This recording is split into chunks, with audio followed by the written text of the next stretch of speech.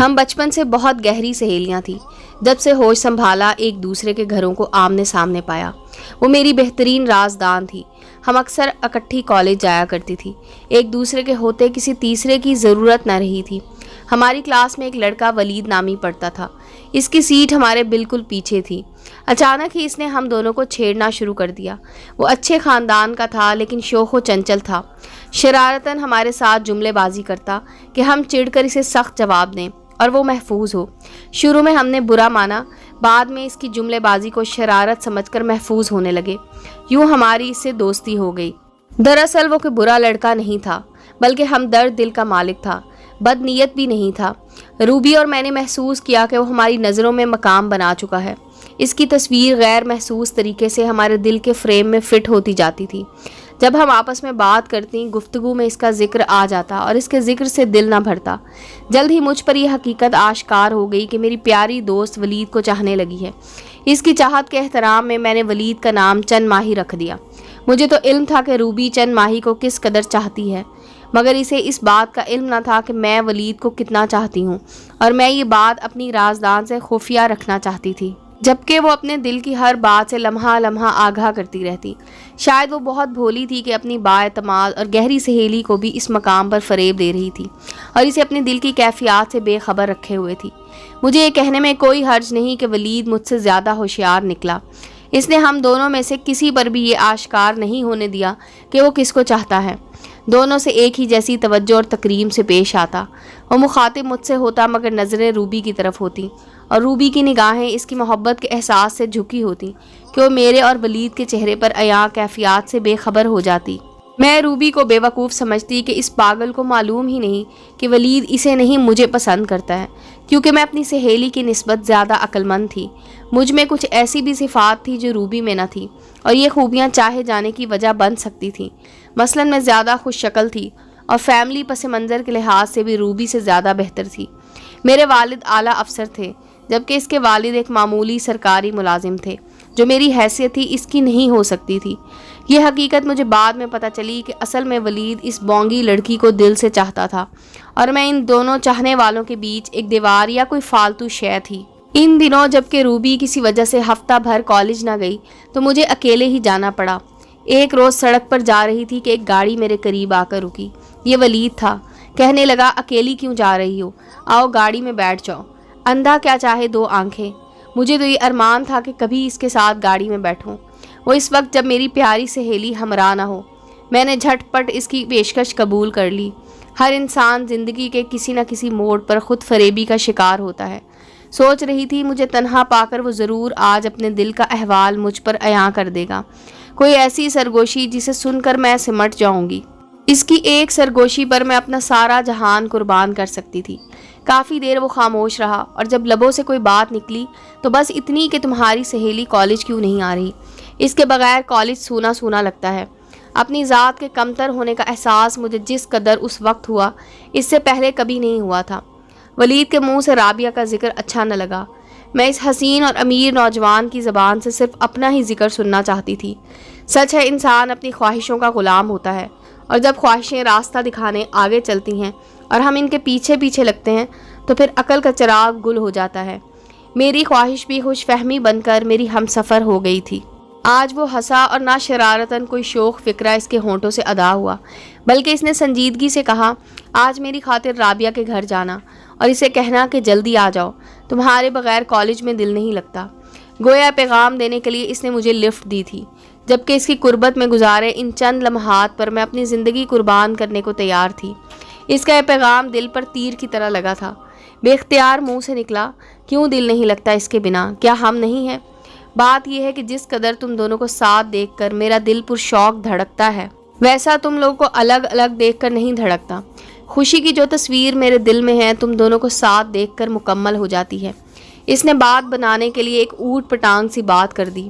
اس روز ہی میں نے تہیہ کر لیا کہ میں رابعہ کو کبھی ولید کا نہ ہونے دوں گی۔ ان دونوں کو جدا کر کے خود چند ماہی کی بن کر دکھاؤں گی۔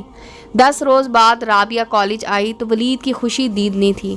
وہ خاموشی اور سنجیدگی کے اتھاہ سمندر سے نکل آیا تھا۔ چہرے سے روشنی پھوٹی پڑی تھی اور ایک سے ایک شوخ فکرہ پھل جڑیوں کی طرح اس کے لبوں سے پھوٹ رہا تھا۔ اس کی خوشی کو رابعہ نے محسوس کیا تو وہ بھی کھل اٹھی جیسے من کی مراد مل گئی ہو۔ بالآخر دونوں میں اظہار محبت ہو گیا اور اظہار محبت کا گواہ انہوں نے مجھے بنایا۔ ان کی محبت پروان چڑھتی گئی۔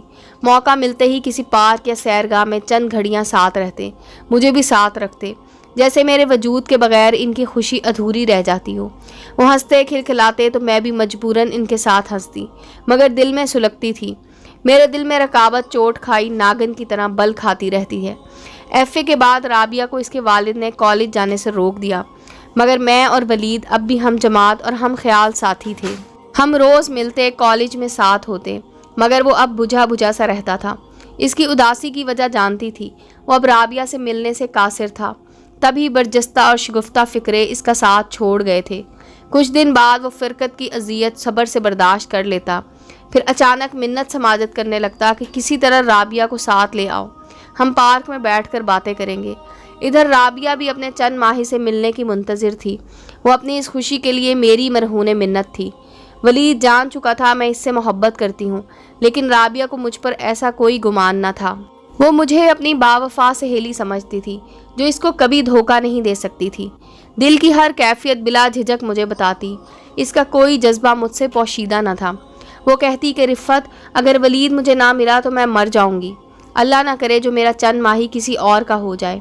تب ہی میرے دل کے کسی پوشیدہ گوشے سے یہ آواز آتی کہ اللہ کرے تم مر جاؤ۔ اقرار ہے کہ میں ان لوگوں میں سے تھی جو اپنی محبت کو پا لینے سے خود غرض ہو جاتے ہیں۔ میں بھی خود غرض ہو گئی تھی، تاہم دوستی کا خول اوڑے رکھا تھا تاکہ ان دونوں محبت کرنے والوں کے رازوں سے واقف رہوں اور وقت آنے پر اپنی رقیب کی خوشیوں پر کاری ضرب لگا سکوں، جو ہر جگہ مجھے ساتھ رکھتے تھے اور میرے سامنے اپنے دل کی باتیں کرتے تھے، خاص طور پر رابعہ جو مجھے اپنی قابل اعتماد اور پیاری سہیلی سمجھتی تھی۔ وہ مجھے دل کی ہر بات بتا کر پوچھتی تھی، جان رابعہ بتا اب میں کیا کروں؟ تب میں اسے ایسے مشورے دیتی کہ وہ سراسر خسارے میں رہتی۔ سالانہ امتحان ختم ہو گئے۔ اب ولید میری منتیں کرنے لگا کہ تم کسی طرح میرا پیغام رابعہ کی والدہ کو پہنچاؤ، تم ہی یہ رشتہ کرا سکتی ہو۔ اس کی ماں کو ہم خیال کرو گی تو وہ اپنے خامد کو بھی آرام کر لیں گی۔ میں نے اسے وعدہ کر لیا کہ رابعہ سے شادی میں پوری کوشش کروں گی۔ ایک بار رابعہ سے مل کر طے کر لو کہ کس طرح رشتہ بھیجو گے، میں کیسے اور کہاں ملوں، جبکہ اس سے ملنا آسان نہیں ہے۔ اس کا بندوبست میں کرتی ہوں، تم لوگ کسی ریسٹورنٹ میں ملو، میں اسے کسی بہانے سے لے آؤں گی۔ وہ راضی ہو گیا۔ میں نے رابعہ سے کہا تم میرے گھر آ جاؤ، وہاں سے ریسٹورنٹ جانا آسان ہوگا۔ دونوں مقررہ وقت پر ہوٹل پہنچ گئے تو میں نے رابعہ کے ابو کو فون کیا کہ انکل فوراً فلاں ہوٹل جائیں، کہیں ایسا نہ ہو آپ اپنی بیٹی سے ہاتھ دھو لیں، وہ ایک آوارہ نوجوان کے فریب میں آ گئی ہے، اور میں نے اپنا فرض جانا کہ آپ کو اطلاع کر دوں، اسے اس بھنور سے نکال لیں۔ ساتھ ہی نے قسم دی کہ رابعہ کو مت بتائیے گا میں نے آپ کو مطلع کیا ہے، میں نے تو دوست ہونے کے ناطے اپنا فرض نبھایا ہے۔ رابعہ میری جان سے پیاری سہیلی ہے، اس کا دل مجھ سے بدگمان ہو جائے گا، مگر اس کی خیر خواہ ہوں، اسے بچانا بھی ضروری ہے۔ وہ میری بات سن کر پریشان ہو گئے، دفتری امور چھوڑ اسی وقت گاڑی نکال کر مذکورہ ہوٹل پہنچ گئے، جس کے ریسٹورنٹ میں رابعہ اور ولید آمنے سامنے بیٹھے محو گفتگو تھے۔ ان کو از حد دکھ ہوا کہ ان کی دختر نیک اختر ایک غیر لڑکے کے ساتھ بیٹھی ہے، اسے باپ کی عزت و ناموس کے نیلام ہو جانے کا بھی احساس نہیں ہے۔ میں نے انکل سے درخواست کی تھی کہ اپنی بیٹی کو خاموشی سے وہاں سے لے آئیے گا اور اس کے گھر سے نکلنے پر پابندی لگا دیجیے گا۔ اس دوران جلد کوئی اچھا رشتہ دیکھ کر اسے گھر کا کر دیجیے تاکہ مزید بربادی اور رسوائی نہ ہو۔ اس طرح ایک قصہ ختم ہو جائے گا۔ میرا تیر نشانے پر لگا، رابعہ کو اس کے والد خاموشی سے لے آئے تو نوجوان کو بھی تنبیہ کر دی کہ اگر اب دوبارہ رابعہ سے ملنے کی کوشش کی تو زندہ نہ بچو گے۔ گھر لا کر بیٹی کی خوب خاطر تواضع کی اور گھر سے نکلنے پر پابندی لگا دی۔ ایک ہفتے کے اندر اپنے بھائی کے بیٹے سے اس کی منگنی کر دی۔ وہ روتی رہ گئی، مجھ سے التجا کرتی تھی، رفت کچھ کرو ورنہ بے موت مر جاؤں گی، اور میں تسلی دیتی کہ بے فکر ہو جاؤ، میں اور ولید مل کر حالات کو ٹھیک کر لیں گے، بس زبان بند رکھو، میں تمہاری خوشیاں لوٹا کر رہوں گی۔ شادی کی تاریخ جلد رکھی جانی تھی، مگر اس کے چچا کی اچانک وفات سے شادی 3 ماہ کے لیے ٹل گئی۔ اس دوران اس کے منگیتر کو بیرون ملک جانے کا چانس ملا تو اس نے شادی کے لیے سال بھر کی مہلت مانگ لی۔ وہ بیرون ملک چلا گیا اور رابعہ کے والد نے اپنا تبادلہ اسلام آباد کرا لیا تاکہ رابعہ اور ولید پھر نہ ملنے لگیں۔ میدان صاف تھا، جس کو پوچھتی تھی وہ اب مجھ سے محبت کرنے کے لیے بے تاب رہتا تھا۔ یہ سمجھ کر کہ ایک میں ہی رابعہ سے ملنے ملانے کا وسیلہ بن سکتی ہوں۔ میرا رابعہ سے رابطہ تھا اور ولید اس کے بارے میں کریت کر مجھ سے پوچھتا تھا کہ کیسی ہے اور کس حال میں ہے۔ وہ سمجھ ہی نہ سکا کہ راہ کے اس کانٹے کو میں نے نکال دیا ہے۔ وہ رابعہ کی محبت میں ڈوبا، ہر دم مجھ سے ہم کلام ہوتا، اس کی باتیں کر کے اپنے دل کا بوجھ ہلکا کرتا، اور میں اس کا غم بانٹنے کو مستعد رہتی کہ مجھ سے بڑھ کر اس کا دکھ سمجھنے والا کوئی نہ تھا۔ ایک دن میں نے اسے یہ جھوٹی خبر سنا دی کہ رابعہ کی شادی ہو گئی ہے۔ شادی کارڈ بھی چھپوا کر اسے دکھا دیا۔ اب میں اس کا جذباتی سہارا تھی۔ وہ میری طرف متوجہ رہتا، مجھ سے مل کر سکون محسوس کرتا، اور میں روبی کے بارے میں باتیں کر کے اس کے لیے وقتی سکون کا باعث بنتی۔ یوں بڑے صبر و تحمل کے ساتھ رفتہ رفتہ میں اس دل شکستہ کو خود سے قریب لے آئی، اس کا دل بہلانے میں کامیاب ہو گئی۔ وہ ایک جذباتی نوجوان تھا، شریف النفس تھا۔ ایک روز بالآخر میں نے روتے ہوئے اسے کہا، جو چلی گئی ہے اس کے لیے غمزدہ رہتے ہو، اور جو تم سے قریب ہے اس کی طرف دیکھنا بھی نہیں گوارا کرتے۔ اس کے کیا جذبات ہیں اور وہ تم کو کتنا چاہنے لگی ہے۔ اتنا جان لو کہ تم سے غم گساری محبت کے جذبات کا روپ دھار چکی ہے، اور اب یہ محبت مجھے بہت دکھ دینے لگی ہے۔ ایسا نہ ہو کہ احساس محرومی میری جان لے لے۔ تمہارا دل غم آشنا ہے، تمہیں اپنے سوا کسی کا دکھ درد محسوس نہیں ہوتا۔ میری ہچکی بند گئی اور اس کا دل پسیج گیا۔ کہنے لگا، رابعہ کے بعد اگر کوئی دل پسند ہوتا تو وہ تم ہی ہو۔ اللہ کی مرضی کہ وہ میری قسمت میں نہ تھی، مگر میں تمہاری قسمت کو تو سنوار سکتا ہوں۔ محبت نہ صحیح، نیکی صحیح۔ میرے لیے غنیمت تھا کہ مجھے میرا محبوب ملنے لگا تھا۔ خوش تھی کہ سانپ مر گیا اور لاٹھی بھی نہ ٹوٹی تھی۔ جس روز شادی تھی ولید دولہا بنا ہوا تھا۔ اس روز گھر میں بڑا ہنگامہ تھا۔ یہ وہ دن تھا جس کا مجھے برسوں سے انتظار تھا۔ اس دن کے لیے ہی میں نے دوستی کے ساتھ ساتھ ہر شے کو داؤ پر لگایا تھا۔ میں دلہن بنی ہوئی تھی کہ اچانک شور اٹھا کہ ولید غائب ہے۔ نہ جانے دولہا کہاں چلا گیا ہے۔ اسے ڈھونڈا جا رہا تھا، اور وہ کہیں ہوتا تو ملتا۔ تمام رات نیر بہاتی اور انتظار کرتی رہی، مگر وہ نہ آیا۔ ہوا یہ کہ ایک مشترکہ سہیلی نے رابعہ کو اسلام آباد خبر کر دی کہ تمہاری عزیز جان سہیلی کی شادی ولید سے ہو رہی ہے۔ تاریخ اور دن بھی بتا دیا، اور رابعہ از خود ہمارے گھر میری شادی میں آ گئی۔ ماں بیٹی رخصتی سے چند گھنٹے قبل پہنچی۔ اسی وقت ولید اپنی گاڑی سے اترا تو رابعہ کی اس سے مت بھیڑ ہو گئی۔